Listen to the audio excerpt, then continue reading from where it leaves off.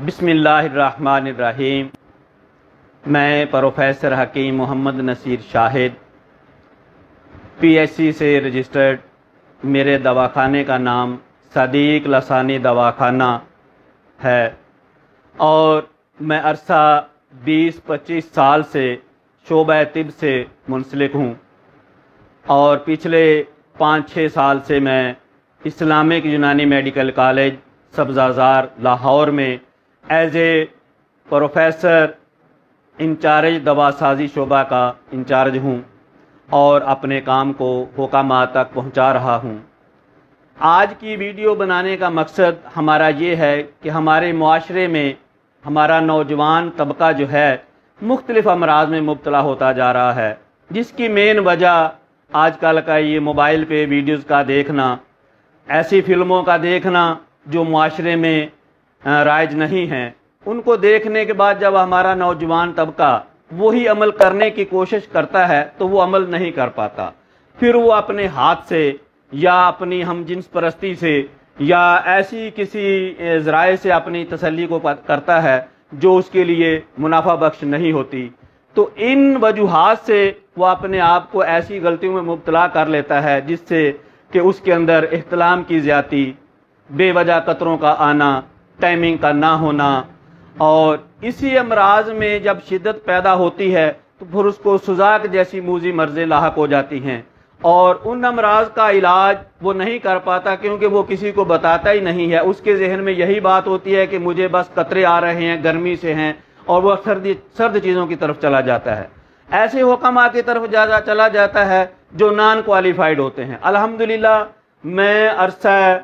20-25 سال سے کوالیفائڈ ہوں، پی ایچ سی سے رجسٹرڈ ہوں اور اپنا تعارف میں آپ کو دے چکا ہوں، تو وہ ایسے حکماء کے پاس پہنچ جاتا ہے جو نان کوالیفائڈ ہوتے ہیں۔ وہ ان کو سرد تر ٹھنڈی ادویات یا گرم ادویات دے کر کے ان کا ویسے ہی جو ہے نا ان کا مرض کو اور بڑھا دیتے ہیں، کیونکہ وہ نان کوالیفائڈ ہوتے ہیں، سمجھتے نہیں ہیں چیز کو۔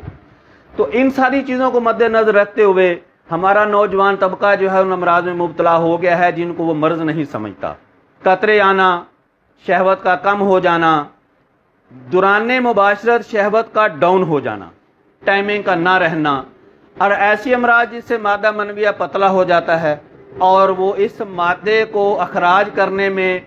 دقت محسوس کرتا ہے، اس کو جلن سڑن کا احساس نہیں ہوتا، لیکن اس کے اس مادہ منویہ کے پتلا ہونے سے صرف یہ نہیں ہوتا ہے کہ اس کی شہوت ڈاؤن ہوتی ہے، وہ ایک ایسی مرض میں مبتلا ہو جاتا ہے جس کو ہم کہتے ہیں سیمنس،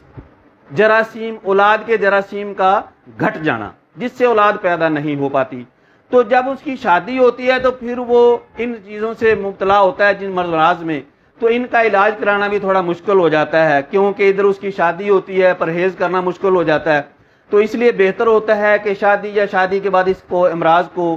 جو ہے نا علاج کروا لیا جائے۔ تو ان امراض کے لیے ان کو مد نظر رکھتے ہوئے ہم نے اپنے دواخانے پہ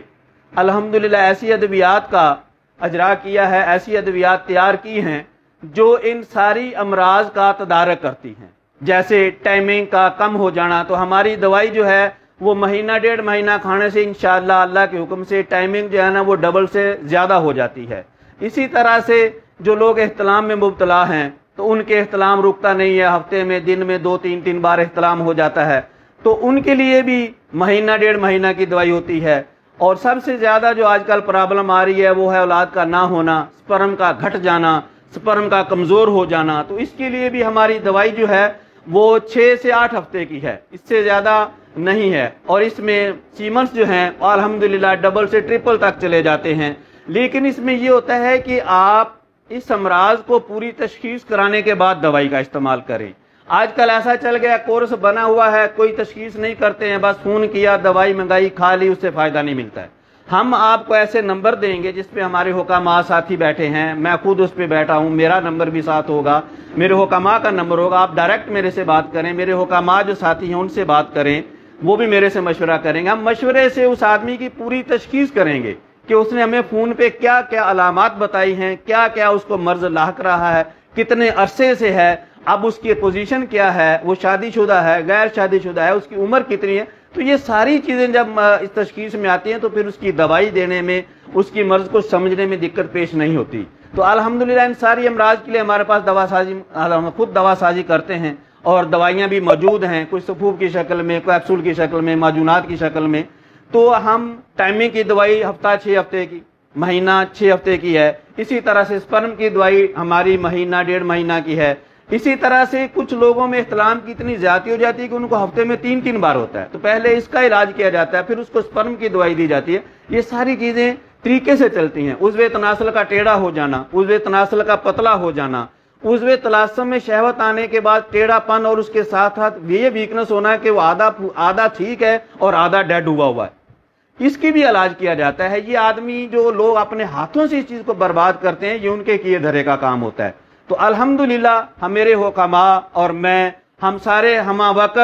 اپنے فون پہ موجود رہتے ہیں اور ہمہ وقت آپ کے مشورے کے لیے منتظر رہیں گے۔ آپ ہم سے مشورہ کریں، مشورے کے بعد ہماری جیوری بیٹھے گی، پھر آپ کے مشورے کو ساری تصدیق کیا جائے گا کہ اس کو کیا چیز کیسے کری جائے، پھر وہ دوائی بھجوانے کا جو ہمارا طریقہ ہے وہ ہم ڈیل کرتے ہیں۔ آپ ہمیں ایڈریس دیں گے، اس کی پیمنٹ دیں گے، ہم دوائی بھجوائیں گے آپ کے انشاءاللہ، اور یا کوریئر یا ڈاک جیسے بھی ہم آ رہا ہے۔ ہم سے مشورہ کریں، مشورے کے بعد ہماری جیوری بیٹھے گی، پھر آپ کے مشورے کو ساری تصدیق کیا جائے گا کہ اس کو کیا چیز کیسے کری جائے، پھر وہ دوائی بھجوانے کا جو ہمارا طریقہ ہے وہ ہم ڈیل کرتے ہیں۔ آپ ہمیں ایڈریس دیں گے، اس کی پیمنٹ دیں گے، ہم دوائی بھجوائیں گے آپ کے انشاءاللہ، اور یا کوریئر یا ڈاک جیسے بھی ہم آ رہا ہے آپ کا سسٹم ہوگا، ہم اس کو دوائی بھجوائیں گے۔ اگر کوئی آدمی ہمارے مطلب پہ آ کے دوائی لینا چاہتا ہے تو فون کرے، مطلب کا ایڈریس پوچھے اور ہم اس کو مطلب پہ آنے کی اجازت دیتے ہیں، ہمارے مطلب پہ آئے، ڈائریکٹ بات کرے۔ اور الحمدللہ ہم ان ساری بیماریوں کے ادویات رکھتے ہیں۔ اس کے علاوہ بہت ساری امراض کے ادویات ہمارے پاس موجود ہیں۔ فی الحال ہم اس ویڈیو میں وہ امراض شامل کر رہے ہیں جو آج کل معاشرے کے اندر عام پائی جاتی ہیں۔ تو انشاءاللہ آپ فون کریں، مشورہ کریں اور اپنی دوائی کو حاصل کریں۔ حکیم محمد نصیر شاہد، اللہ حافظ۔